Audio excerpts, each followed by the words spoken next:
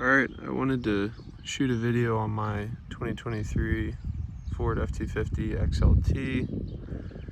It's got a black appearance package, and I just wanted to give my impressions and reviews of it. Got it in November of 23. It's got about coming up on 29,000 miles now. Stock with a couple upgrades like wheels and tires, but nothing crazy here. So I have the black appearance package, which isn't that much different from the Sport, except it comes with these massive 20-inch wheels, which I have them taken off right now. Has a upgraded grille.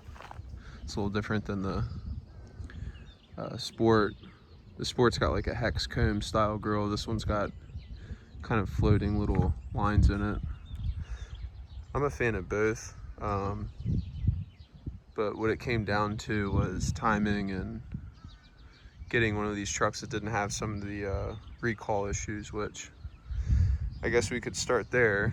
So as far as recalls go from the factory, there's the left axle recall and the instrument cluster recall. So I was trying to find a truck that didn't have any of those, because at the time the dealers didn't even know when they'd be able to sell the trucks and get them fixed. So, and again, I was kind of pressed for timing. Wanted to get a truck on discount, and this is the one I ended up with. So, another thing I wanted to point out, with COVID, post-COVID, I think everyone can agree that quality on stuff has gone down drastically. I'm here to say that the quality of my truck is actually in pretty darn good condition. There's a couple things you'll notice if you look close enough that are kind of flaws from the factory, but not the end of the world. The first being this bed trim piece here. It doesn't sit flush. So I'm gonna probably, when I take it into the dealer, have them fix that. Could probably double-side adhesive it, but I didn't pay for a jacked up truck, if you know what I mean. The next thing is the bed trim, or the doors. They don't necessarily sit flush. So if you look there, kind of hard to tell, but if you were to run your hand around it, it doesn't sit flush. I think that typically they are supposed to. Everything seals correctly, but it's just another little thing you might notice. The last thing is the instrument cluster, which when I first got it, it would flicker occasionally. And I don't mean flicker between day and night, how the screen turns white and black, depending on the time of day. I mean, it would actually flicker. But I think some of the software patches they've put out have fixed that. So that's nice. Other than that, I haven't had any issues with the truck, knock on wood. It's been fantastic to drive. So let's talk about my driving. I drive city and town. I commute for work in this thing. And I do occasionally have to go into different cities. So parking garages can be a challenge. But the main thing is parallel parking, and this thing isn't the worst. So it's reassuring to know that you could commute in one of these things and not have any issues. The next thing I guess we could touch on is fuel mileage. So with my stock 20s, again, not on here currently, I was getting 20 miles per gallon. I think this has the 331 gear ratio, the highway gears, which 20 miles per gallon in a heavy duty truck like this, diesel, is pretty impressive in my opinion. I think the 10-speed's amazing. I haven't had any issues with it. My brother has a 17 with the 6-speed, and I'm sure those are probably a little bit more reliable, but so far I haven't had any issues with this 10-speed. Now, the way it sits, it's got a 2-inch rough country level on the front. It's a little block, and I know it's probably kind of on the cheaper side, but I wanted to kind of level it out. I didn't want any rake. So with that 20-inch block, stock 20s, I was getting around, plus the valance actually. I put a Ford Tremor valance I got from CJC Off-Road, so it doesn't look as goofy in the front. That setup would put me at 18 miles per gallon. And then the way it sits now with my 35 by 12.5s on 18s, the block and the valance, I'm getting 16 miles per gallon. So not the worst in the world considering what's been done to it. I also probably could get better gas mileage if I had my foot out of it a little bit more, but that's kind of the fun in it, miles per gallon. So what does my truck have besides the XLT Black Appearance Package? The Black Appearance Package also gets you, or if you get the Sport Appearance Package, it gets you an upgraded infotainment. The XLT and up allows you to get a center console upgrade, so I did that. But the upgraded infotainment, I have a Bang & Olufsen, I'm probably pronouncing that wrong. And I'm not an aficionado on trucks or audio by any means, but it's been fantastic. No issues there, quality's been good. I haven't had any complaints jamming out. As far as optional upgrades I got, I have the center console. Like I mentioned, I wanted a center console. Clearance markers, those light up amber at night. They're pretty sweet. Auxiliary switches for future LED light upgrades. If I were to put a snow plow on it, obviously having the aux switches makes it a whole lot nicer. And then I have in the back here, it's a generator. So when your truck's running, you can use it as a generator. Will I ever use it? No, probably not. But it did come with it. It's right there. So that's nice to have. Pretty cool. I also did a spray and bed liner, a Rhino liner myself. I had that installed by Rhino Lining. It's not a factory upgrade I did. And I have seen some people on the forums and Facebook threads talking about how their factory bed liners already peeling up, and that's because Ford doesn't, I think, scrape them and sand them from the factory so they don't stick nice. Let's see what else I have. Snowplow prep package, so it has heavy duty front springs, I think.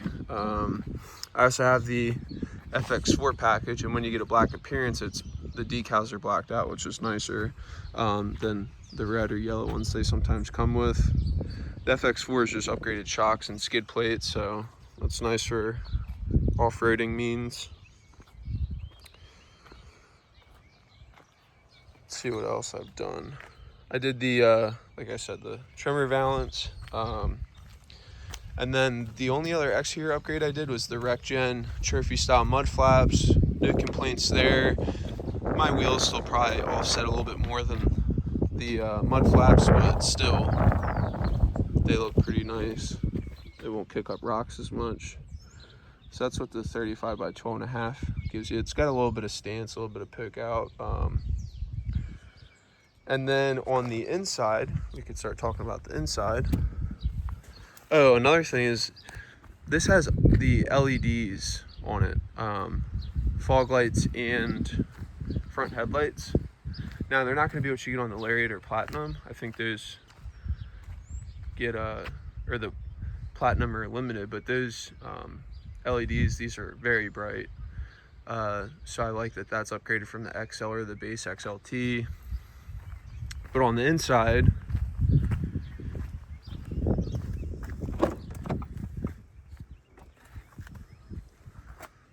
some of the trim pieces are upgraded. But I have Carhartt seat covers on here. So originally I really wanted a Lariat with leather seats. And I wouldn't have done a whole lot more to it. I mean, I would have liked to have cooled seats too. But honestly, this kind of fits my lifestyle a little bit better, having these cloth seats with the Carhartts on it, because they're very durable, getting in and out and doing stuff I do on the side, working and whatnot. very dirty right now. But the interior is absolutely beautiful, very functional. It just makes sense. The screen's gorgeous, having the LED screens. Super comfortable truck to ride in. I've had back and knee issues before, surgeries and whatnot, and I can tell you, long car rides, this thing's not beating me up. All the switches and everything, it just makes sense in my opinion. I don't know if that's, I mean, I have Ford and GM experience growing up with both,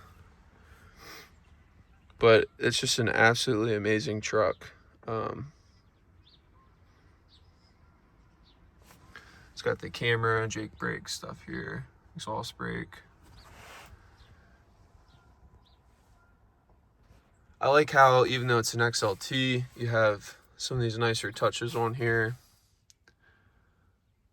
Just ties it all together.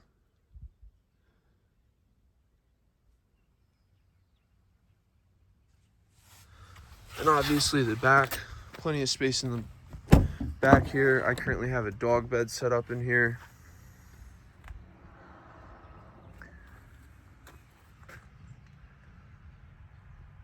Cloth seats. The seats fold up. Plenty of storage underneath for tools, ratchet straps, bungee cords, gloves, you name it. Back sliding glass. One thing I forgot to mention was the tires. I didn't go with Nittos or anything like that. I went with Falcon Wild Peak AT4s. What I love about these is they have a 60,000 mile warranty. They're in between the Nitto and Toyo price range, so they're really good comparison, competitive, and you know, my dad, he has these on his Jeep Mojave. I know it's a little bit different, you know, situation, heavy duty truck versus a Jeep Mojave, but he's had his Jeep for quite a while and the wear and tear on the tires has been great. So I figured I'd give these a shot, and I love them. They look aggressive. They handle well off-road, in the snow, the rain. So I have no issues, no complaints there. So overall, fantastic truck. I have zero issues with it. My goal is to keep it, get 10 good years out of it. If I can do that, then I'll be satisfied. I don't think Ford's gonna let me down there, but we'll see what happens. I'll keep you guys updated. If you have any questions or anything, drop a comment. I'll get back to you. Again, I'm a novice here, so I do all the maintenance myself. And that's another thing. I'm not mechanically inclined with these, you know, rides and stuff, but at the end of the day, I'm able to do my own fuel filters, air filters, oil changes, all that stuff, the regular intervals, and it's a piece of cake. Any questions, comments, concerns, leave a comment. I'll get back to you. Appreciate you guys. Thanks.